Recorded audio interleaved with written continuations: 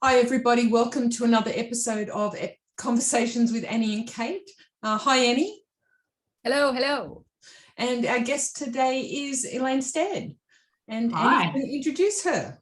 Welcome. It's always a joy, isn't it, when we have friends on the podcast? So this is awesome because I also get to learn something about a good friend of mine that I probably didn't know already. So I'm just even reading Elaine's bio. I'm like, really? That's amazing.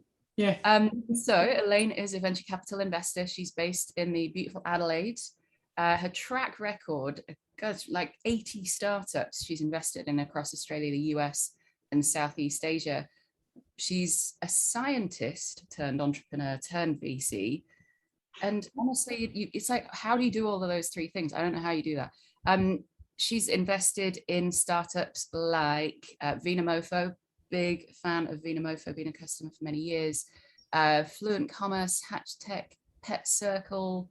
Gosh, the list is endless. Shoes of Prey, A-commerce, Shopback. I could keep going on. We'd be here all day.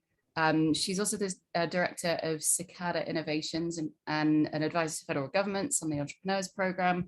The list is so long of all of the accolades that Elaine has been involved in.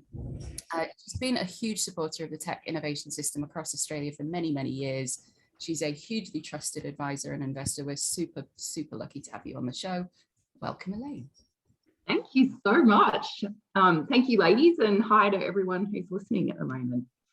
All right, do you want to go for your first question, Kate? I will. So I'm really interested to find out if you do self-care and if you do, what you do, because we're all sort of needing to do some self-care nowadays, I suspect.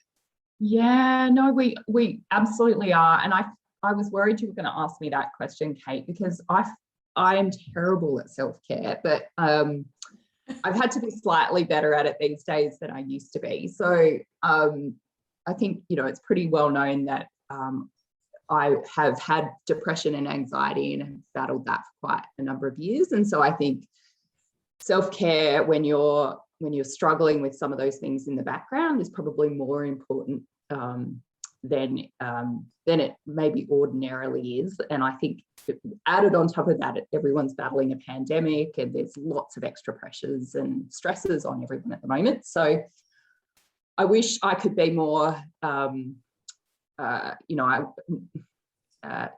as I say, not as I do on this, but really the way that I deal with it is to have a lot of downtime. Oh, I can see Max in the background. That's awesome to see. So for me, a lot of my work is cerebral. It's in my head. It's talking to people. And I'm not a natural extrovert. And so self-care for me at a primary level looks like just spending a lot of time alone because but that's really great that you recognize that. Yeah. And so for me, it's sort of locking myself away with my dogs who really are so undemanding of my time, except for, the occasional scratch and cuddle. But it's spending a lot of time alone. And I know when I'm better at reading now when I'm burnt out from the extroversion or the talking to people part of my job. And I like to do stuff that doesn't actually require me to think very much. And so, it's watching Netflix. It's, watching, in my particular case, it's for some reason watching true crime documentary series. That is my go-to from a self-care perspective.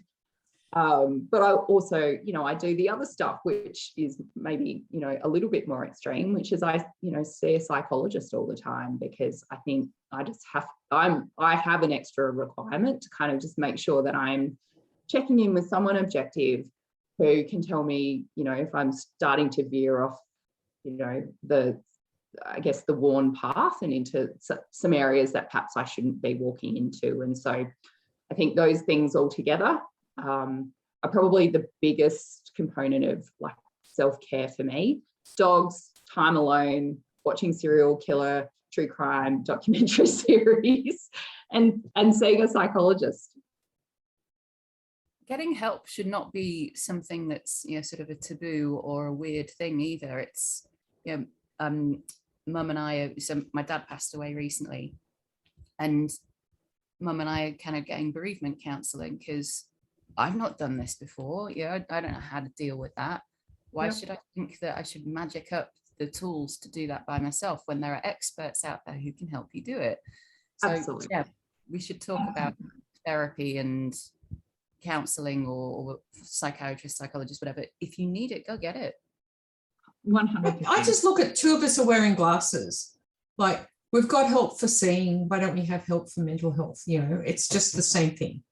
Yeah, absolutely. And you know, one of the things that's been pleasing to see is that government has increased access to mental health care since the pandemic hit. So, for example, my mental health plan 3 years ago was you'd get sort of access to 6 visits with a psychologist or a psychiatrist or whatever you needed for your mental health, whereas now you get 12 in a yearly calendar year period.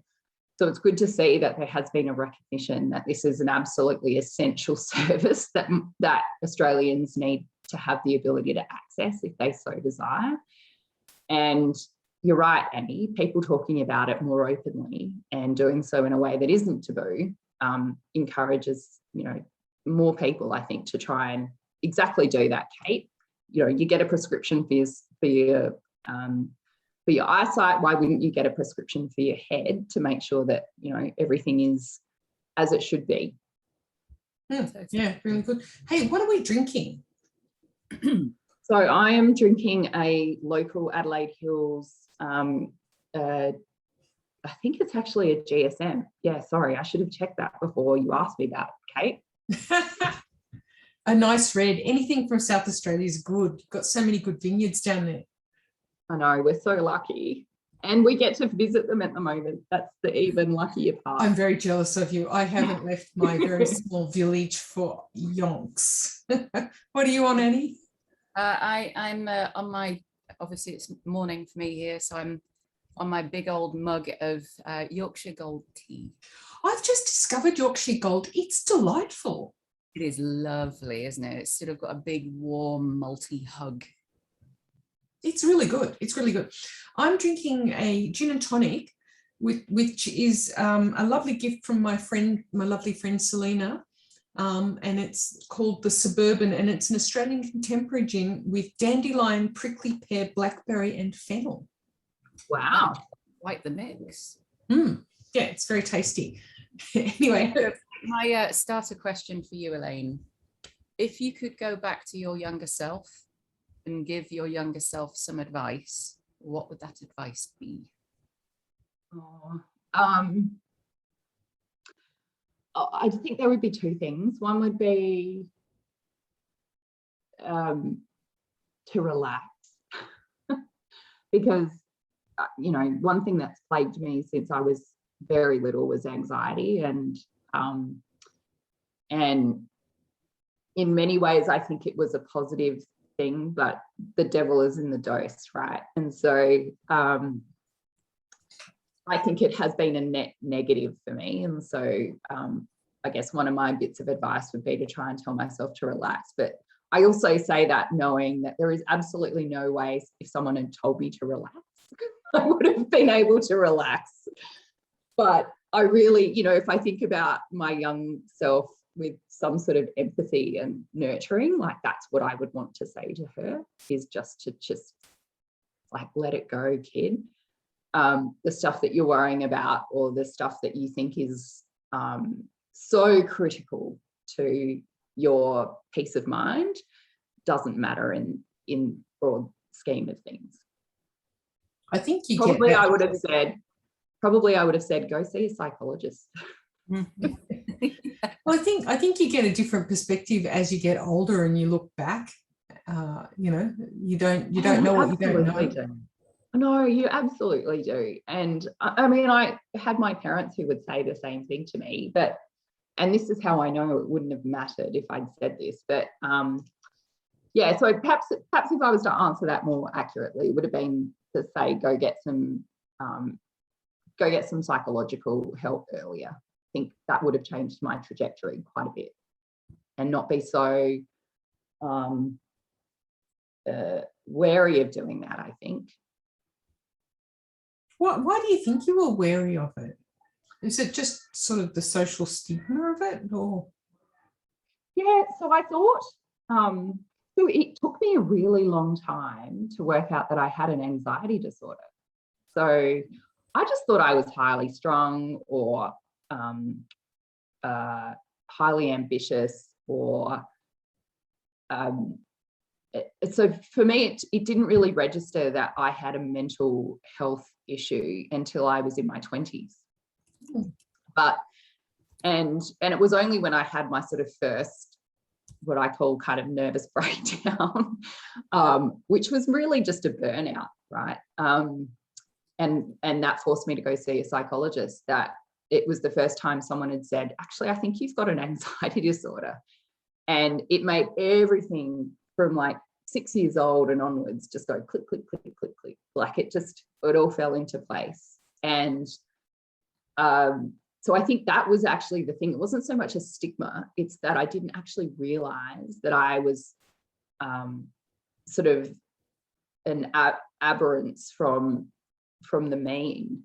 I just thought, this is just, you know, how people are wired, and I just happen to be very anxious. But, you know, stuff like, you know, I was convinced for the majority of my childhood that my parents were going to die in a car accident and I would be orphaned. And I know that's a very real thing that most children are scared of, but I was hyper vigilant and scared of it. And I was hyper vigilant and scared of the dark, for example. So I would not sleep at night. I would go to bed and stay up the entire night because I was convinced that, you know, a child abductor was going to break into my house and steal my sister and I. And, you know, just this stuff which kids, you know, absolutely happens to children. But I think when it blows up into something that stops a child from sleeping, or makes them mortally afraid that their parents are going to abandon them, like that's the stuff that morphs into that's not normal. And I just it never occurred to me that wasn't normal. And then as you grow up, those things just morph into different things that happen to follow you according to your age. And so it turned into an eating disorder when I was in my teens. And you know, so it was just one of those, I think that it wasn't so much a stigma. Once it became very clear that I needed medical attention, I was happy to go get it. It just never occurred to me that I needed it. Fascinating. And hey, let's take it, switch directions a little bit. What got you into you know, sort of a science kind of background? That was what I was thinking too. I want to know how you started on your path into science, but then how you flipped from that into investing, because that's like two very different career trajectories. Yeah, it sounds like it's two very different career trajectories, but actually it's not that different. But so look, I was you know, a very academic child, and I was always like, I loved school. I was one of those kids who loved school. Like I loved going to school. I would get out of bed in the morning and be so excited to go to school. I would ask my teachers for homework in year one. Like I was just such a nerd.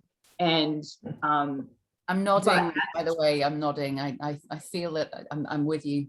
Yeah, totally. It was like, absolutely. I was proud of it too, and still am, but I genuinely liked it. And it was a very different experience to my sister, who genuinely did not like school. And it wasn't because she wasn't smart. She just had, like, I just had this dream run of teachers, I think. And like, I just had a very privileged, gifted, you know, blessed time at school. And so for me, it was a very positive thing.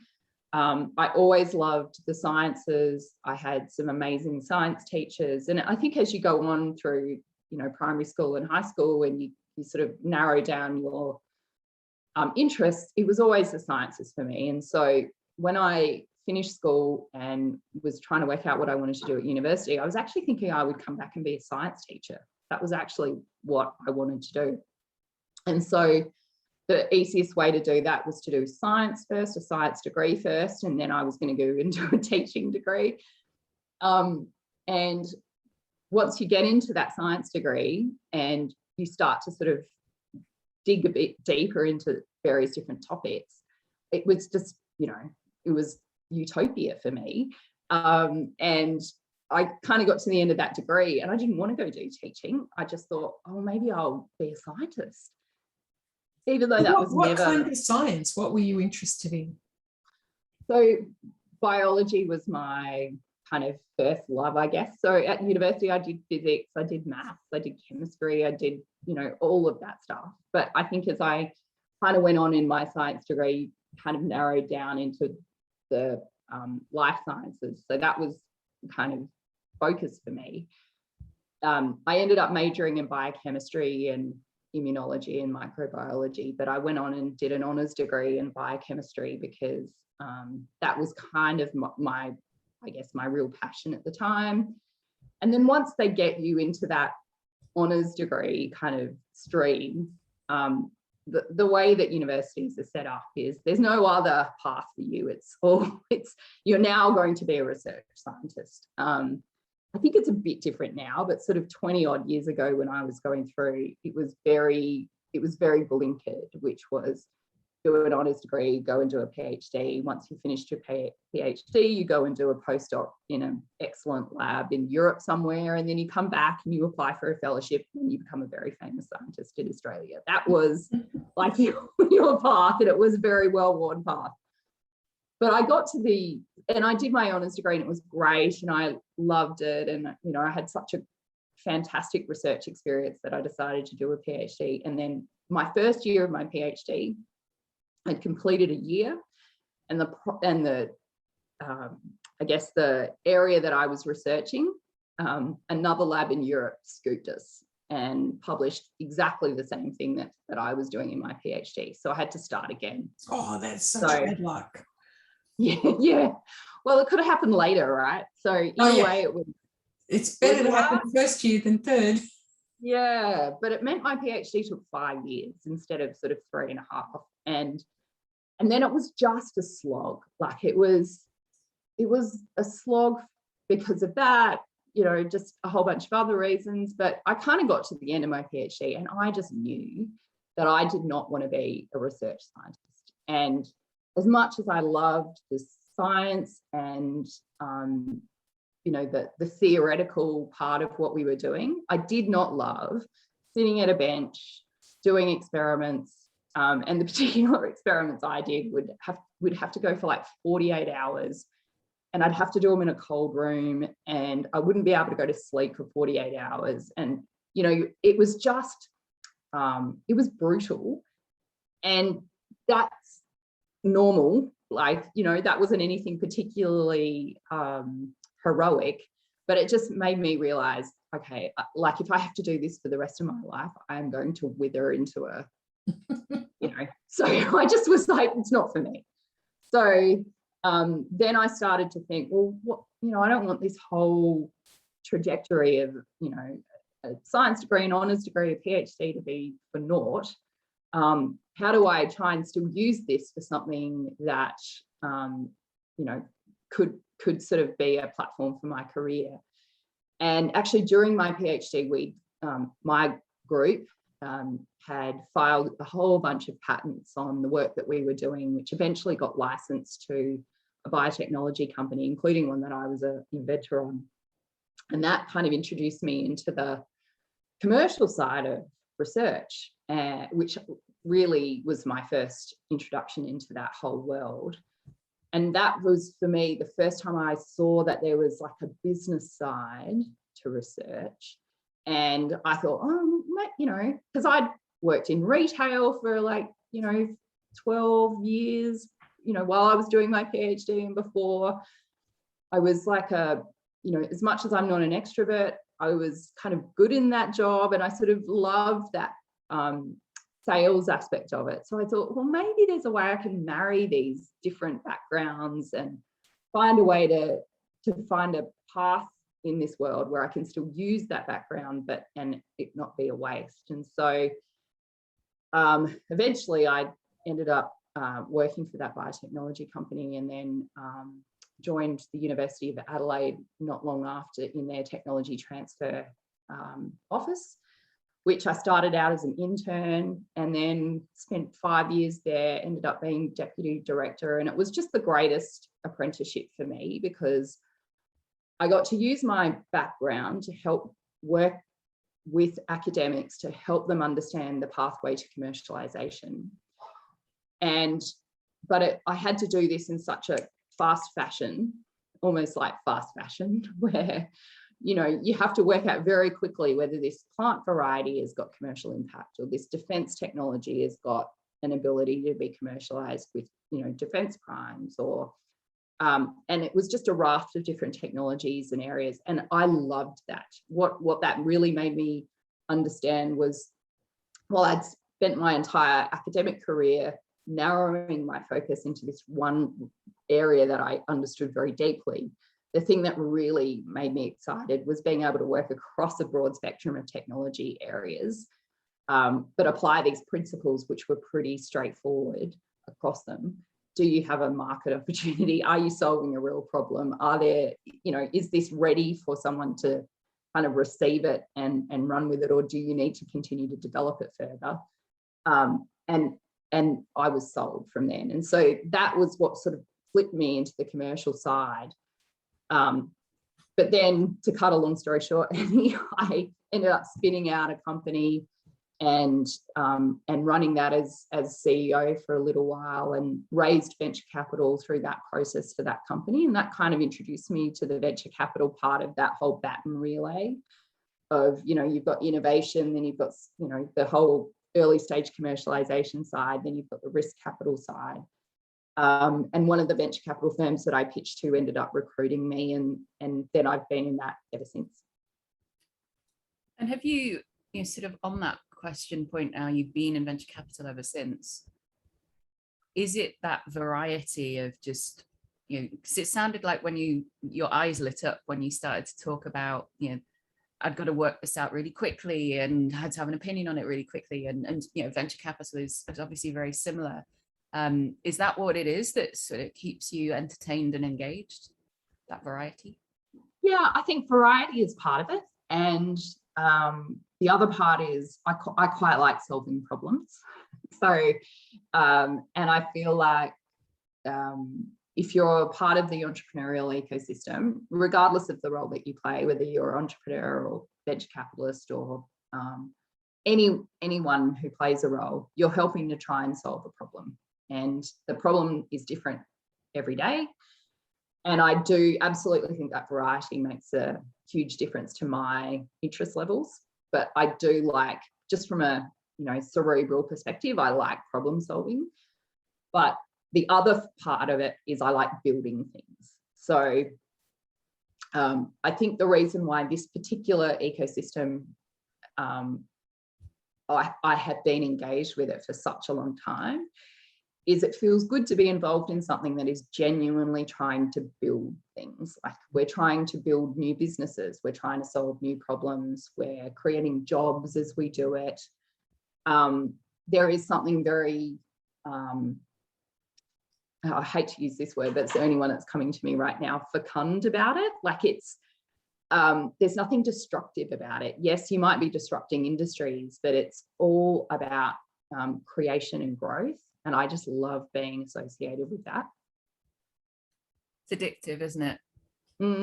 Yeah, it is. Yeah, but in a good way, right? Because you're genuine. I think most people are involved in this sector because they like to feel that they're having an impact, and that impact is a positive or a constructive impact. And that doesn't mean it's always constructive, and there's no attrition along the way or no failure along the way. But I think generally we're all trying to build and create things. We're not trying to tear things down. Yeah, I enjoy inventing the future. That's how I describe it. Yeah, that's a great way to frame it, Kate. Inventing the future. I love that. Yeah. So when you, go for it, Kate, sorry. Oh, no, I was just going to ask you, what's been the most surprising thing about what you do, though? What's the most surprising and perhaps delightful thing about it? So I don't know if it's surprising, but the delightful thing about it has been all of the amazing people that are involved in this sector and this ecosystem, and just how most of them are so genuinely good and genuinely trying to make a positive impact, and that's been delightful. Not sure that's been surprising, but it's absolutely been the greatest delight of being involved in this space. I think the thing that's surprising in the opposite way is that there are just, it is still just, particularly venture capital, it's just, it's still a hard place that's full of sometimes greedy people who don't have the best interests at heart. And that still shocks and surprises me, even though I've been in this industry for such a long time. So yeah, people have surprised me on both ends of the spectrum the entire time. As they do. Yes. I don't want to go into the court case and anything else around it, but I do want to ask you one thing.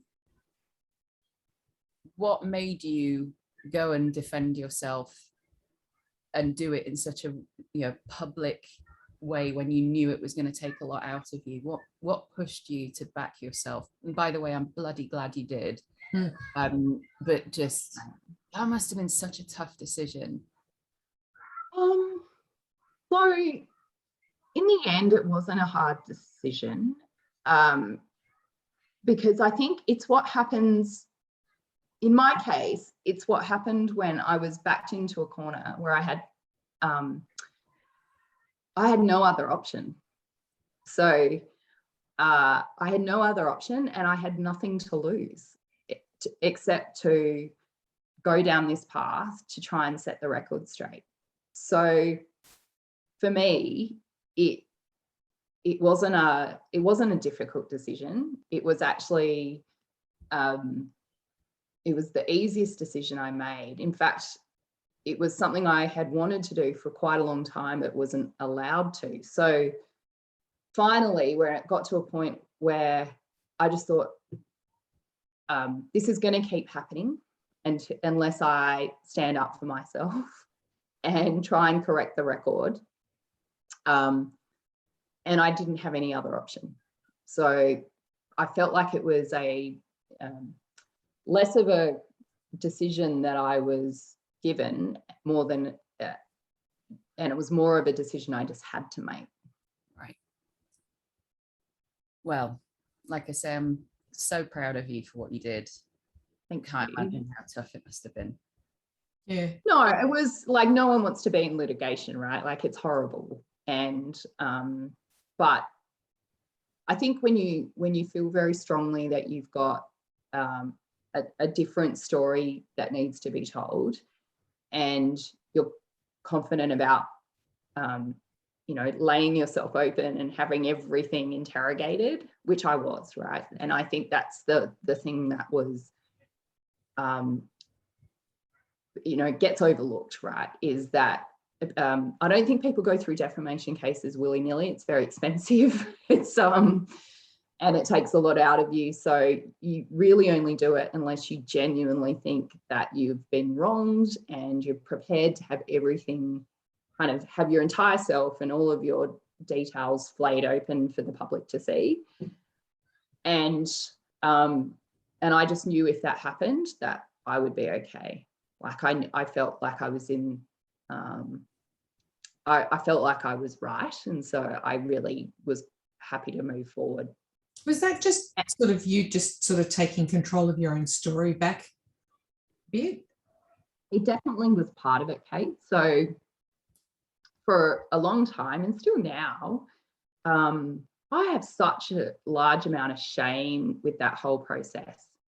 And I don't have guilt because I didn't do anything wrong, but I absolutely have shame, where the difference between guilt and shame is, one is I did a bad thing, and shame is I am bad. And the reason I felt a lot of shame is because I had someone telling me every single day that I am bad. I had someone in the public domain telling every one of my peers that I'm a terrible person. I was stupid. I was a prodigious destroyer of capital. I was, you know, all of these things. And I think there's very few people who could read that or listen to that without absorbing the shame of that. And even if it's not deserved. So, and I feel like the only antidote to shame is to shine some light on it and to tell your story, and to do it publicly. So that's taking control of the narrative. And the only way that I could take control of the narrative, like I don't have the same distribution that one of two national newspapers in our country have. Like I could say whatever I want, but nowhere near the same number of people would see it. Yep. I needed an objective court to see everything and speak on my behalf. That's what I needed. So in order to get to have some control over that narrative. And that's why I say to Annie's question, like I didn't really have a choice in the end. Like if I wanted to continue to hold my head up in our professional circles, I had to do that, or else I had to find something else to do. And I'm really not that good at anything else. So I really didn't have a choice. Yeah, well, unlike some other recent defamation cases, I'm very happy at the outcome of this one. Thanks, Kate. Thank you. Yes, I think I know which one you're referring to. So let's go to something a little bit more positive. What do you, when you're looking to your future now, you've already done some incredible things. What is it that keeps getting you out of bed? You sort of talked about yourself as a kid going, I'm going to school, I'm jumping out of bed, I'm off. What is it that keeps you going now? So it's something very similar, but so the things that I do now are just as diverse as before, but in a broader scope of things. So I work with the Entrepreneurs Program, I work with universities, I manage investments on behalf of a family office. And I sit on a couple of boards and some investment committees for various venture capital funds. So they're all different, I guess, stages of that same baton relay, which is how do you take something that's a fairly nascent idea and how do you convert it into something that has genuine impact? But I get to play a whole bunch of different roles along the way.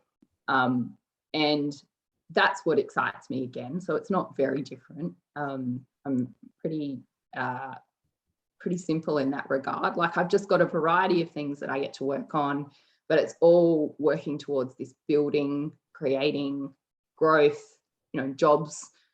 As Kate said, helping to create our future.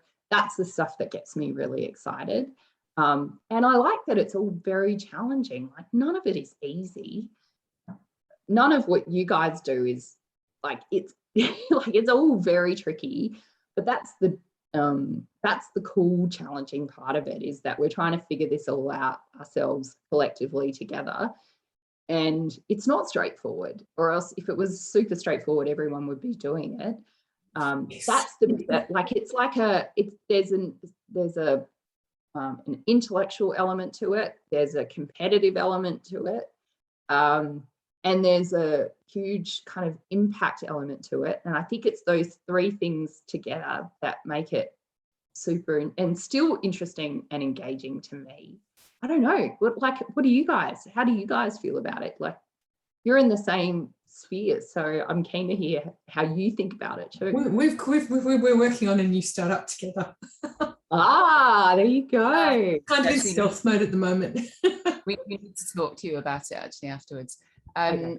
Look, it's the same thing, isn't it? I mentioned earlier on, it is addictive when you see your helping literally in front of your eyes, whether it's a piece of advice or a connection that you've been able to open up for somebody, or just literally seeing a business grow. And one of the things I love after 8 and a bit years of being in Australia is seeing the companies that originally kind of started 8 years ago who are now doing so well. And that is just amazing, isn't it? It's just the energy that you get from that is so positive. And like you say, Elaine, you know, that nothing bad really comes from that. It's only goodness. Right. And even if there's failure, it's still goodness, right? Particularly if it's honest failure. Well, one of my startups, we just had really bad timing because it was a China-based thing, and Trump just started his trade war with China. You can't predict those kind of externalities, but it was a really interesting experience. I met some great people. It was really fun.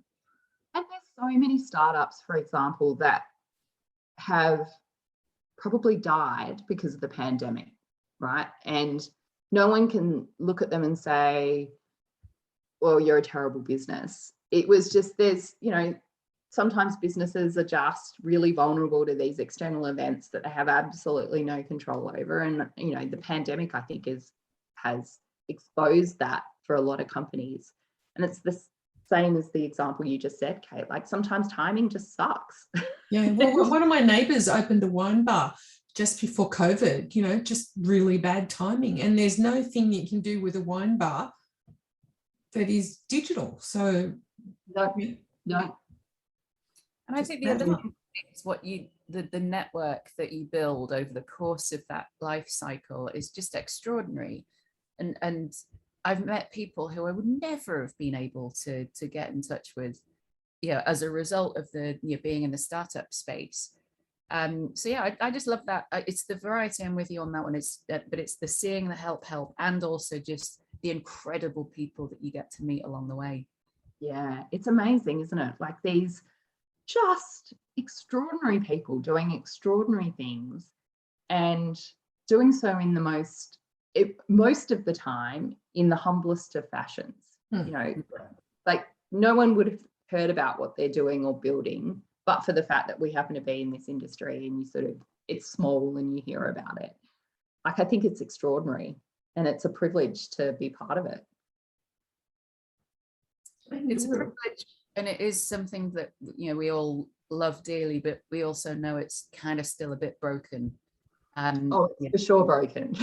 There are things that still need fixing. So I have one other question for you, Elaine. I'm going to give you a magic wand, and you get to fix one thing in the tech space.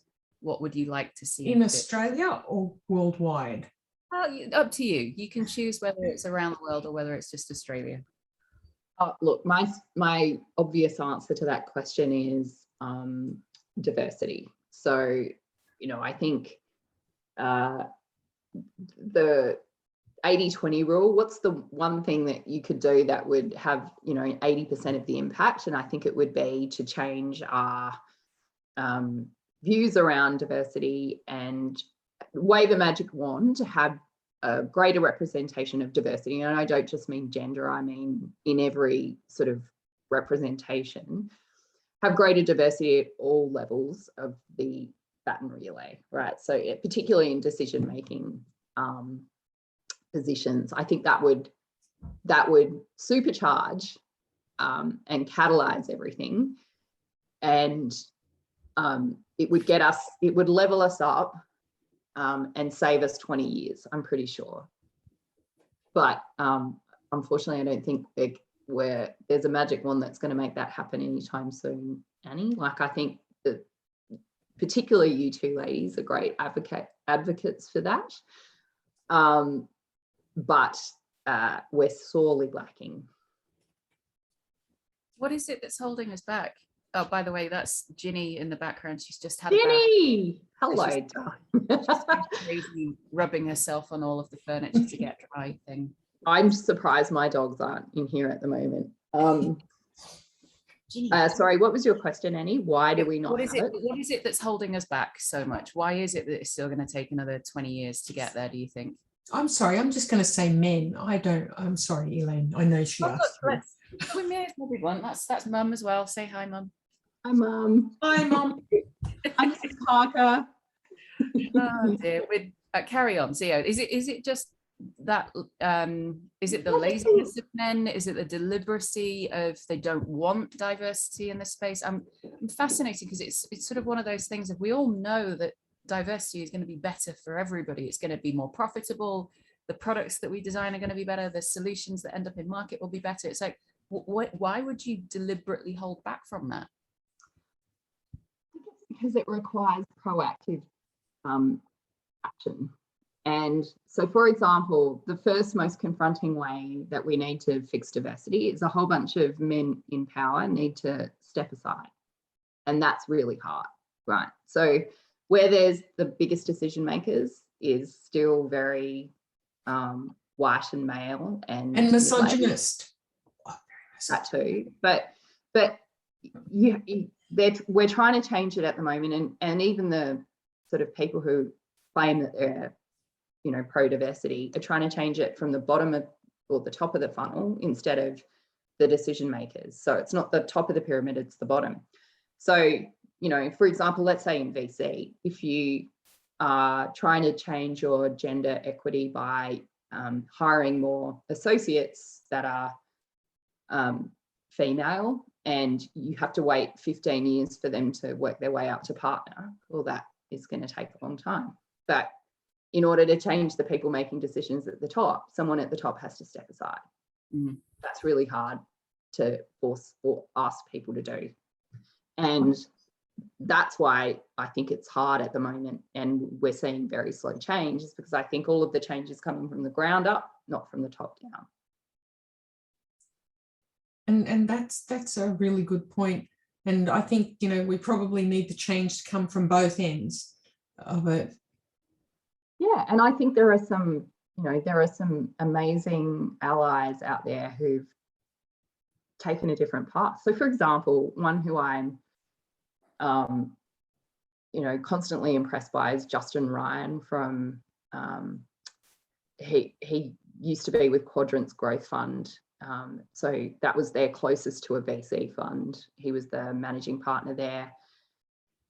Grew that fund, this private equity fund, to I think it was 500 million. It's done extraordinarily well. He invested in a lot of female founded businesses. That was considered quite unusual for a private equity firm. So Adore Beauty was one, Modi Body was another that he invested in. And then he stepped aside. He stepped aside from running that fund, and guess what? He stepped out, and how he's partnered with Kate Morris from Adore Beauty to run their own venture/private equity fund. So it's that sort of stuff that I think is very hard for the people at the top to make a decision to do. But you see those examples where they have done it. He stepped aside, stepped out of that fund, and now he's created a fund where he's 50-50 diversity at the partner level. And their purpose is to invest in female-led businesses, or ones that at least have 50-50 diversity at a gender level. That's the stuff that you need, but it takes a very brave person to do that. And I just think that's an amazing example of what needs to happen from a proactive level in order to really change it quickly.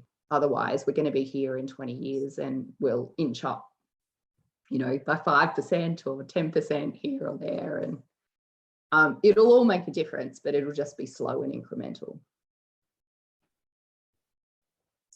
Yeah. Oh, look, we've got work to do, but there is progress, and I think we do need to kind of remind ourselves that things have improved, because we've got to keep going. We can't stop. Change is hard. Absolutely. But it's change is hard, and I think you've said previously, Annie, it's hard and painfully slow, which is just something you have to realise so that you don't give up. But I think we've all just got to keep pushing. But I don't know. I saw Grace Tame speak recently as Australian of the Year, and it was an extraordinary speech. And I looked around everyone in the room, and it was 95% female, and I just thought, you're preaching to the converted. Yeah. Right?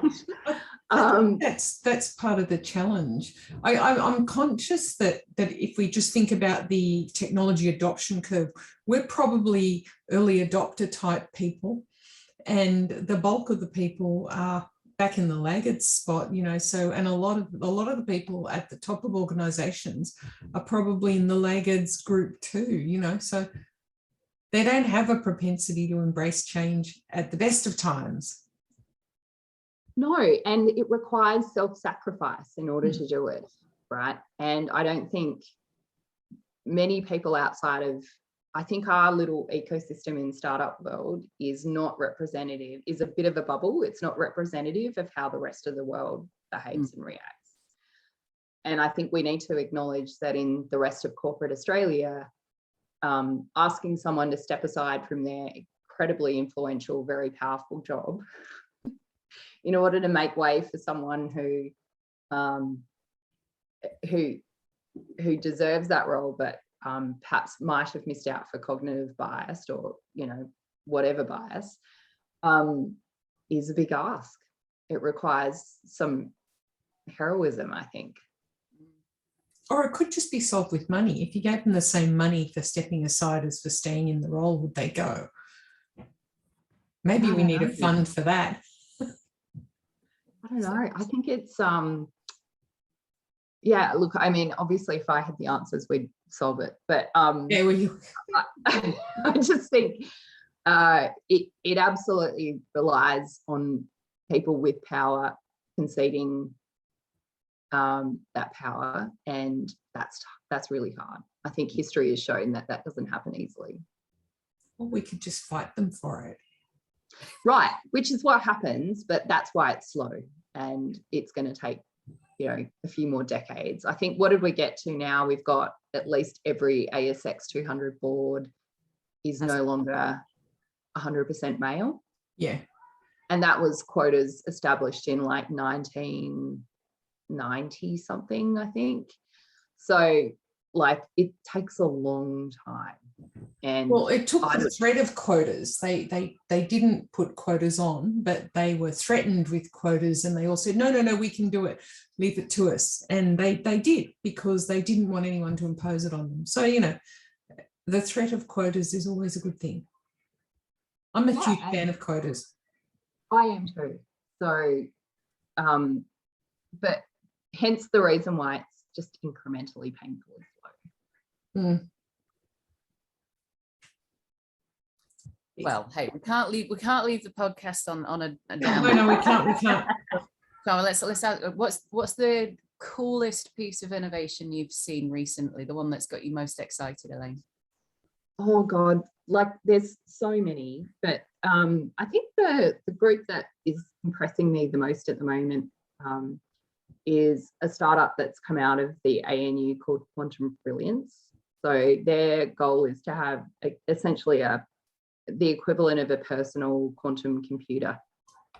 Wow. And the ability, and they basically achieved it. And the computational opportunity that presents is pretty extraordinary, and probably is going, like, if they get it right, it's going to be a game changer. So that stuff I find, you know, my golden retriever's just arrived. So that stuff I think is super exciting, and it's like it's the, you know, it's the leading edge stuff that I find most exciting at the moment. But there's still businesses that I see all the time that isn't necessarily leading edge from a research perspective. Like there's this new business Silo, which is, you know, come out of the StartMate program, which is psilocybin magic mushrooms company. That's not leading edge from a research perspective or from a clinical efficacy perspective. I think that stuff's been known for a really long time, but they're doing something really different,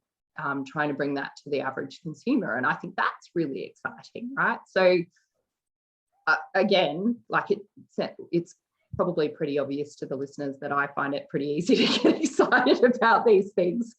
But I think that just shows the breadth of kind of opportunity and the depth of the entrepreneur capacity that we have here in Australia. And I think what we're seeing with Canva and some of these other businesses that have gone on to do amazing things is that we'll see a whole bunch of well-capitalized management coming out of those companies that will be really experienced and able to invest in this next generation of companies as well. And my hope is that we'll just see that being this flywheel, this virtuous cycle, where a number of this next generation will get access, won't find it quite so hard as the generation before, you know, because they'll have access to these amazing networks and people who've been there, done that. They're not doing it for the first time, and that excites me too.